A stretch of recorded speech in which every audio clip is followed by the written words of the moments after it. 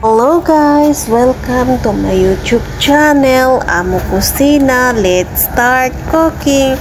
Tara, samahan niyo ako magluto ngayong araw. Magluto tayo ng patatas na haluan natin ng meat. Una, ginisa ko na yung ating meat. Talagyan ko na siya ng oil. Ang sunod naman natin ang ating garlic. Then, haluin natin ng mabuti para ma-absorb ng ating meat yung ating garlic. Yung ating nga palang sibuyas, una ko na siyang ginisa. Baka nagtataka kayo, bakit laging brown yung aking sibuyas? Dahil ayaw ng aking amo makitang maputi yung sibuyas. Kaya lagi kong ni-caramelize muna yung ating sibuyas. Then yan, hinalo na ko na sa meat at haluin natin ng mabuti para magkahalo-halo.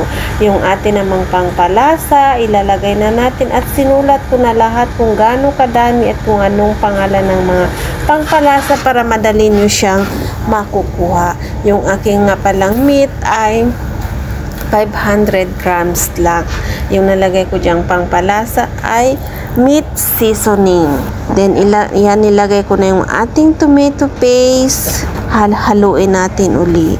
Itong luto na to guys, masarap talaga siya. Kaya gawin nyo na din, tiyak magugustuhan to ng mga alaga ninyo at amo ninyo. At pag nagluluto ako ng ganito, alam nyo ba, laging nauubos. Gustong gusto siya ng aking mga alaga. Ayan nga palang tubig nilagay ko, isang baso. Nilagay ko muna yung tubig sa pinaglutuan ko ng kawali para yung mga lasa ng sibuyas na naiwan doon ay makukuha natin. Mainit na tubig yung aking ginamit.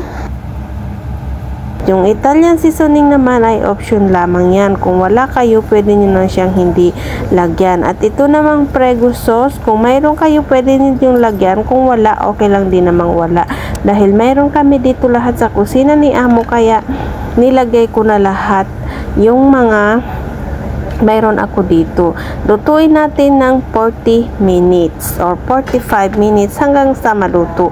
Yung atin namang patatas, ito yung aking ginamit ay 6 na piraso. Depende din sa inyo kung ilang patatas yung gusto ninyo, yun ay walang problema. So, balatan natin at hiwain. Hiniwa ko siya ng ganito kahaba at kung wala naman kayong ganitong panghiwa, okay lang din naman kutsilyo dahil nga mayroon ako dito sa kusina ni Amo ay kompleto. So gagamitin ko lang din, charot lang.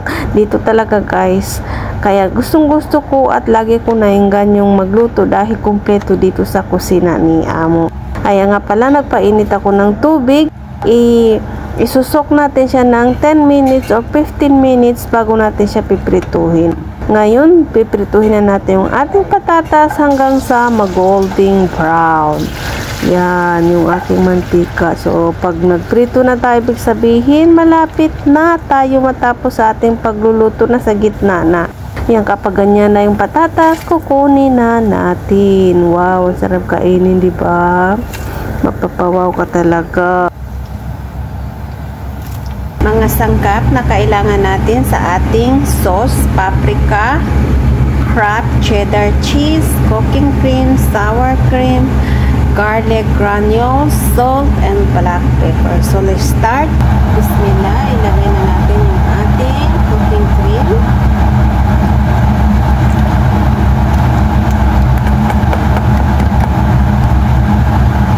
Ating sour cream.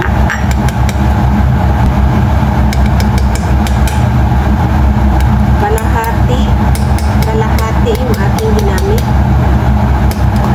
Paprika. Ilagay natin dito yung ating garlic granules para malaman natin kano kadami. Mga hot test. Black pepper. Ating salt. Yung ating cheddar, kalahati yung ating ginamit. Ginayat ko. Bismillah, ngayon ilagay na natin. Lutuin natin hanggang sa kumulo. Pagkakulo, papatay na natin yung apoy. Ayan, niluluto ko na siya. Pinapakulo ko na. Sa isang bay rocks, ilagay na natin yung ating patatas. Una, maglagay tayo ng konting patatas para tayong gagawa ng lasagna dito. Una patatas, then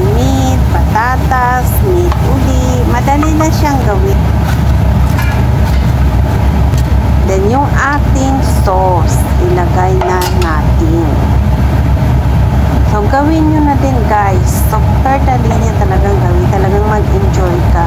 Then mozzarella cheese, cheddar cheese. Maglagay din tayo ng oregano at lupino. Tsaka na natin ilagay kapag luto na, kapag na-oven na natin. Then lutuin natin siya sa oven hanggang sa matunaw yung ating cheddar cheese at mozzarella. Sana nagustuhan nyo guys ang ating luto ngayong araw. Kung nagustuhan nyo, huwag nyo kalimutang mag-like at mag-share at mag-subscribe sa aking YouTube channel. Thank you for watching!